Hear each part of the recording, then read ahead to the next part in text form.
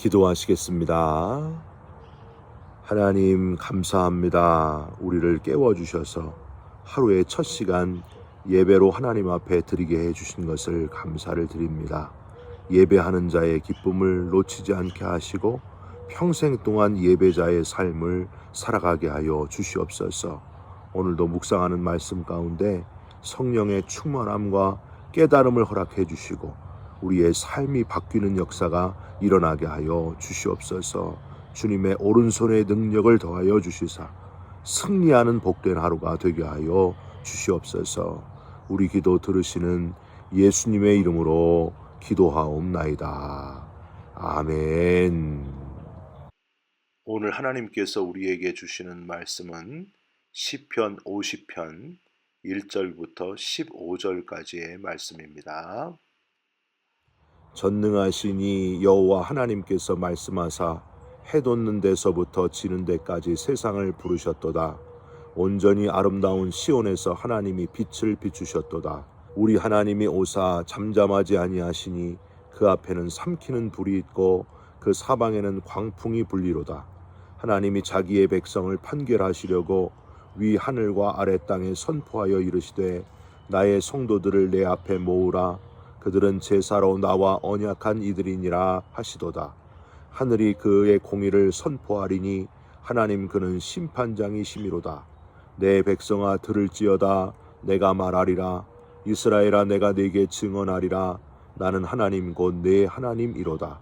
나는 내 재물 때문에 너를 책망하지 아니하리니 내 번제가 항상 내 앞에 있음이로다. 내가 내 집에서 수소나 내 우리에서 순념소를 가져가지 아니하리니 이는 삼림의 짐승들과 무산의 가축이 다 내 것이며 산의 모든 새들도 내가 아는 것이며 들의 짐승도 내 것이미로다. 내가 가령 주려도 내게 이르지 아니할 것은 세계와 거기에 충만한 것이 내 것이미로다. 내가 수소의 고기를 먹으며 염소의 피를 마시겠느냐. 감사로 하나님께 제사를 드리며 지존하신 이에게 내 소원을 갚으며 환난 날에 나를 부르라. 내가 너를 건지리니 내가 나를 영화롭게 하리로다. 아멘. 오늘은 시편 50편 1절부터 15절까지의 말씀으로 최고 지휘자가 말하는 예배, 최고 지휘자가 말하는 예배라는 제목의 말씀을 함께 나누고 기도하는 시간을 갖겠습니다. 설교 예화의 풍성함으로 유명하신 한태환 목사님의 예화 중에서 10인 10색 예배 시간이라는 글이 있어요. 흥미로운 이야기라서 여러분과 함께 나누고 싶습니다. 예배 드릴 때 여러 가지 색깔의 사람들이 있다는 거예요. 첫 번째, 설교 시간에 멀거니 강단을 응시하는 멀대파. 눈은 목사님이지만 생각은 멀리 출장 중 멀대파. 두 번째, 주보에 밑줄을 긋고 교정까지 보는 꼼꼼파. 세 번째, 졸면서 끄덕끄덕 콧말을 찍는 아멘파. 네 번째, 수시로 시계를 들여다보는 안절부절파. 다섯 번째, 옆 사람과 글로 대화하는 청각장애파. 여섯 번째, 예배 후에 있을 회의만을 생각하는 회의염려파. 일곱 번째, 설교 시간에만 성경 읽기로 시간 때우는 나홀로파. 여덟 번째, 찬송 부를 때 입만 벙긋대는 붕어파. 아홉 번째, 기도 시간에 틈을 노려 묵상에 잠기는 기회주의파. 에휴, 어제 못 잔 잠 보충해야지 그러면서 주무시는 분이 있다는 거죠. 열 번째, 누가 왔나 안 왔나 두리번거리며 인원 체크하는 경비파. 주로 각 기관의 회장님들에게서 나타나는 증세다. 여러분은 어떤 유형입니까? 우리 모두가 하나님께 신령과 진정으로 예배드리는 순정파가 되었으면 좋겠습니다. 사랑하는 성도 여러분, 예배 드릴 때마다 나는 참 예배자로 예배하고 있는지를 수시로 점검하시기를 부탁드립니다. 예배가 참 예배가 되려면요, 우선 예배가 뭔지를 정확히 알 필요가 있습니다. 여러분, 예배란 무엇입니까? 내가 생각하는 예배, 온전한 예배는 무엇입니까? 탁월한 영성 작가이시기도 한 존 파이퍼 목사님은 예배를 이렇게 정의했어요. 예배란 우리가 하나님의 가치가 내뿜는 찬란한 광채를 받아 기쁜 마음으로 하나님께 다시 반사에 돌려드리는 한 가지 방법이다. 그러니까 예배는 일방적인 것이 아니라는 거예요. 루이 기글리오는 예배를 이렇게 정의했습니다.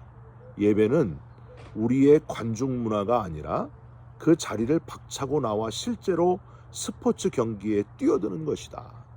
그냥 구경하는 예배가 아니라 내가 직접 참여하는 예배가 참 예배다 하는 것을 강조하는 말입니다. 오늘 본문은 바로 이스라엘 최고의 지휘자가 말하는 참 예배, 온전한 예배가 무엇인가 하는 것을 우리에게 알려주고 있습니다. 오늘 시편 50편을 지은 사람은 누구일까요? 아삽이라고 하는 사람입니다. 여러분 들어보셨어요? 아삽. 50편 맨 앞에 아삽의 시라고 되어 있는 것 여러분 성경에 보이십니까? 이 아삽은 누구예요? 이 아삽은 다윗 시대의 유명한 성가대 지휘자였습니다. 다윗에게 속한 음악가 중에서 아삽, 헤만, 여두둔 들어보셨죠? 이 아삽, 헤만, 여두둔 중에서 그 중에서도 첫 번째 나오는 사람, 지휘자, 그 사람이 바로 이 아삽이었습니다. 다윗 시대의 모든 하나님께 드리는 음악을 맨 앞에서 이끌었던 사람 아삽, 그 아삽이 지은 시편이 시편 50편이라고 하는 거예요. 이 아삽은요 성령 충만해서 놀라운 영감으로 곡을 썼고 직접 레위 성가대가 그 찬송을 부르게 했다는 거예요. 오늘 본문이 바로 이 아삽이 지은 노래 시편 중에서 예배에 대한 시, 참 하나님께 예배드리는 자의 모습을 표현하고 있는 그런 시편입니다. 이 시 안에 이스라엘 최고의 지휘자가 생각하는 예배의 엑기스가 다 들어가 있습니다. 여러분 살펴보시면서 참 예배자가 되기를 결단하시고 하나님께 온전한 예배자가 되시기를 주님의 이름으로 부탁드립니다. 첫 번째로 아삽은 관심을 가지고 귀를 기울여 하나님의 말씀을 잘 듣는 것이 예배다. 이렇게 말씀했습니다. 1절에 하나님의 부르심을 표현을 해요. 전능하신 이 여호와 하나님께서 말씀하사 해 돋는 데서부터 지는 데까지 세상을 부르셨도다. 해 돋는 데서부터 해 지는 데까지라는 뜻은요, 이 땅 전체 모든 민족 모든 영혼들을 가리키는 표현이에요. 그래서 우리가 찬양 부를 때도 해 돋는 데서부터 해 지는 데까지 여호와가 찬송받으실지어다 그렇게 찬양 드리지 않습니까? 모든 영혼들을 한 사람도 예외 없이 누구나 다 예배자로 부르시는 하나님, 그걸 표현하고 있습니다. 모든 영혼들의 예배 받으시기를 기뻐하시는 하나님. 2절에는요 빛을 비추시는 하나님, 3절에는 불과 광풍으로 임재하시는 하나님, 4절에는 판결자의 모습으로 성도들을 다 모으시는 하나님, 6절에 하나님의 공의가 선포되고 심판장이심이 다시 확인되고 있습니다. 중요한 것은 이렇게 왜 자신을 비추시고 드러내시면서 모든 성도들을 모으시고 부르시는 이유가 뭔가? 7절에 하나님이 이렇게 하시는 이유를 하나님의 말씀을 듣기 위함이다 이렇게 표현하고 있습니다. 내 백성아 들을지어다 내가 말하리라. 이스라엘아 내가 내게 증언하리라. 나는 하나님 곧 내 하나님이시로다. 특별히 이 7절에 1인칭 표현을 이렇게 계속 쓰고 있는 거는요, 여러 번 반복하는 거는 하나님의 자기 백성을 향한 애착의 표현이에요. 나가 누구냐?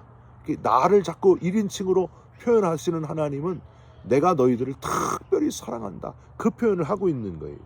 내 백성아 내가 말하리라. 내가 네게 증언하리라. 나는 하나님 곧 내 하나님이다. 여러분 이 표현을 보면서 하나님이 유다 백성들을 얼마나 사랑하셨는지를 우리는 느낄 수 있습니다. 그런데 이렇게 애틋한 1인칭 표현을 반복하시는 그 이유, 내 음성을 들어야 된다. 다른 세상의 소리, 어떤 사람의 소리가 아니라 바로 내 목소리를 들어야 된다. 하나님의 음성에 귀를 기울여라 하시는 하나님의 속마음을 우리는 여기서 파악할 수 있어야 됩니다. 예배에서 가장 중요한 것이 바로 하나님의 음성에 귀를 기울이는 거예요. 하나님이 오늘 이 예배 가운데 내게 무슨 말씀을 하시는지를 귀를 기울여야 된다는 거예요. 여러분, 우리가 드리는 예배를 통해서 하나님의 음성을 절대 놓치지 마시기를, 그 음성에 귀를 기울이고 내 것으로 아멘하고 받아들이시기를 주님의 이름으로 부탁드립니다. 아무리 멋진 예배당에서 최고의 시설, 최고의 음향시설로 예배를 드린다고 해도 하나님의 음성이 빠지면은 껍데기에 불과하다는 거예요. 1517년 독일의 비텐베르크 성당에 95개조의 반박문을 붙였던 사람 누구예요? 마틴 루터. 마틴 루터의 마음속에 있었던 마음이 뭐였냐 하면, 왜 하나님의 말씀을 사제들만 읽을 수 있느냐, 라틴어로 쓰여져 있어가지고 일반 백성들이 읽을 수가 없는 거예요.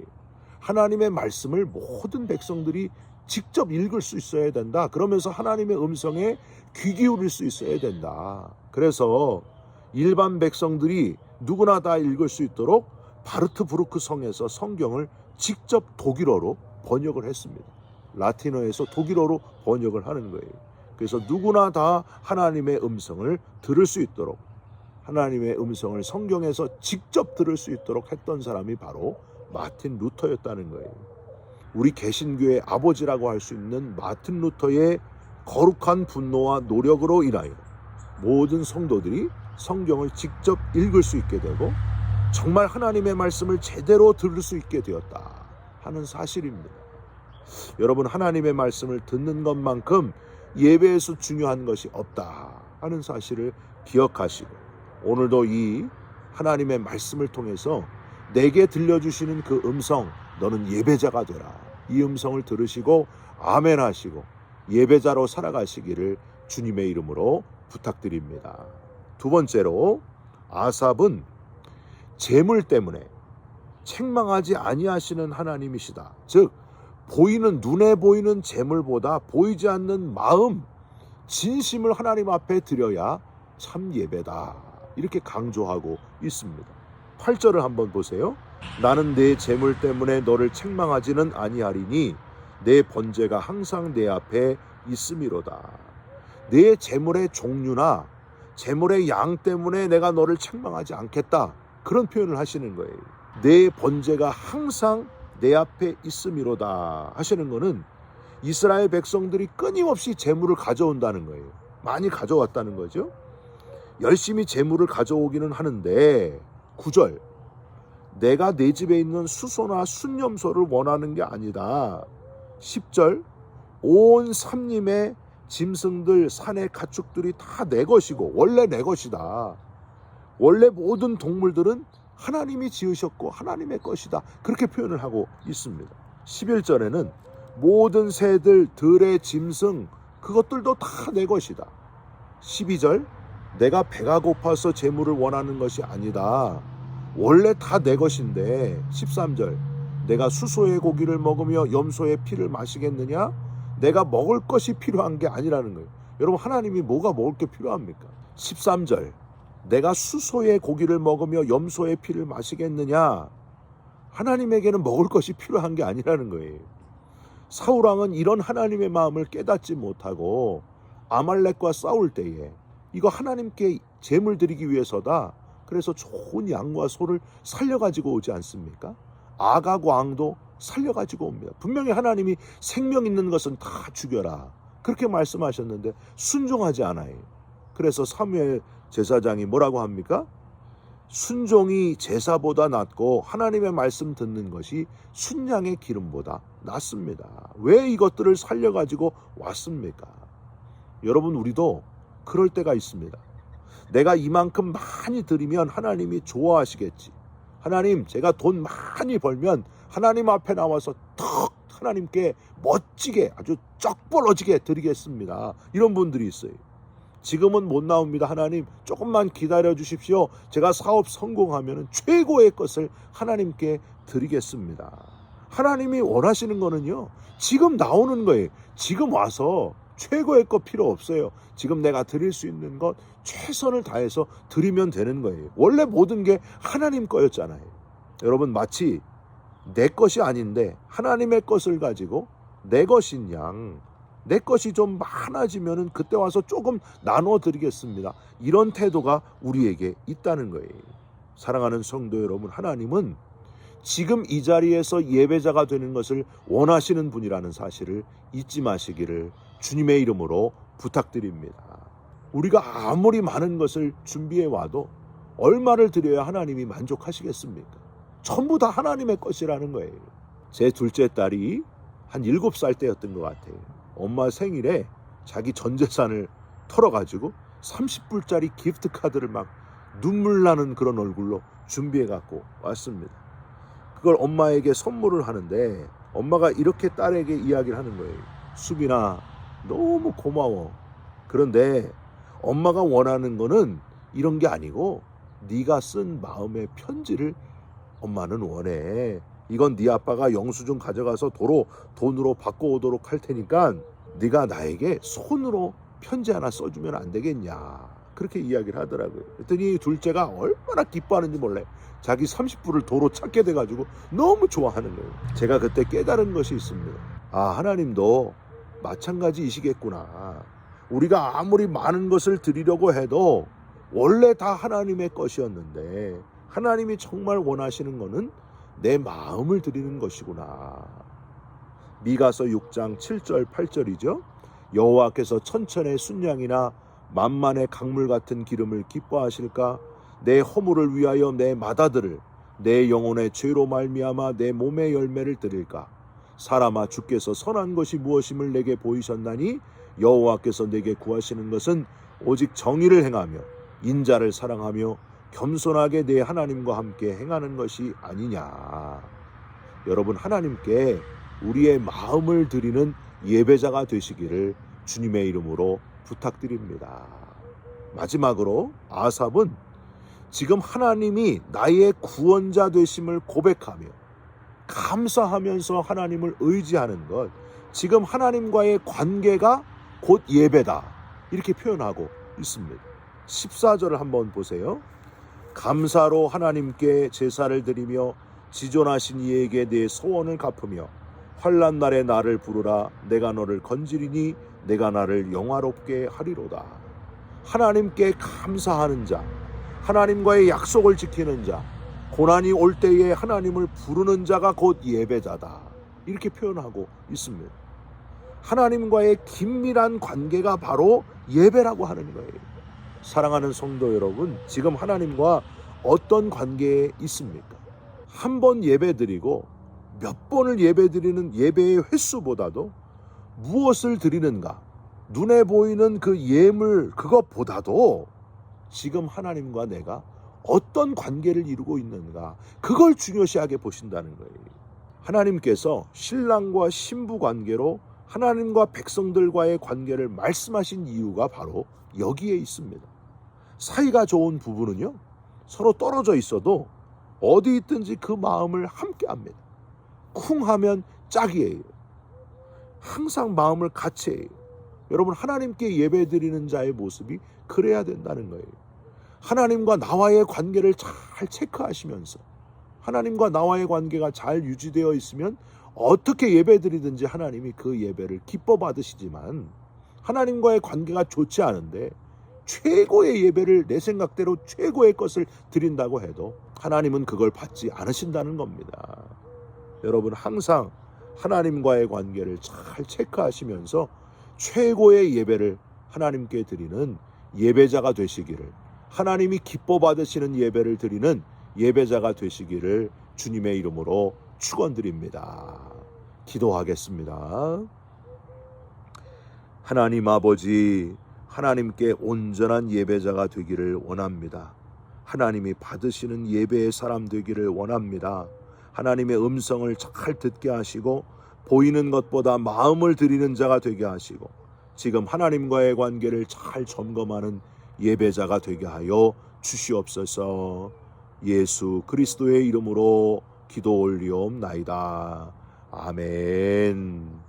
하늘에 계신 우리 아버지여, 이름이 거룩히 여김을 받으시오며 나라가 임하시오며 뜻이 하늘에서 이룬 것 같이 땅에서도 이루어지이다.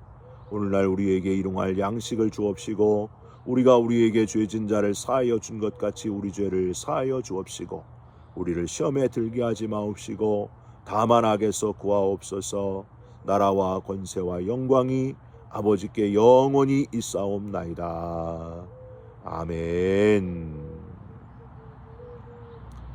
사랑하는 성도 여러분, 하나님이 기뻐 받으시는 예배를 드리는 참 예배자가 되시기를 간절히 부탁드립니다.